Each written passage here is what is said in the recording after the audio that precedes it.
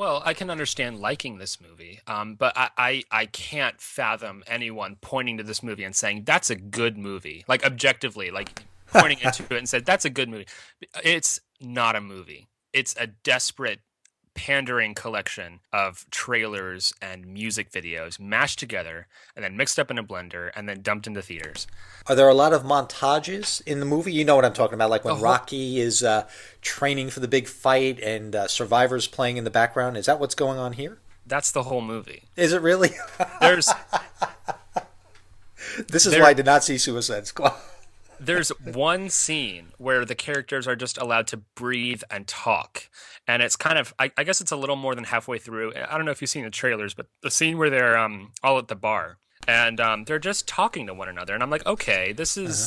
I can see this working. Uh-huh. And it's the only scene in the movie that feels like a scene. The film's true downfall is absolutely its editing.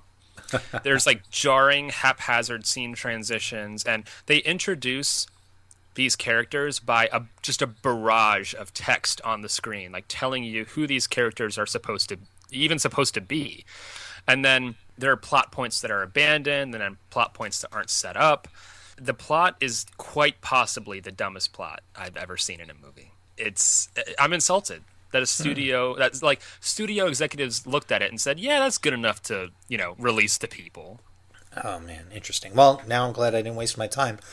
If anyone enjoys these movies or wants to see these movies, go for it because you might feel differently, and that's perfectly fine. I really want to stress that. But if someone says Suicide Squad is objectively a good movie, I would say to you that you're wrong.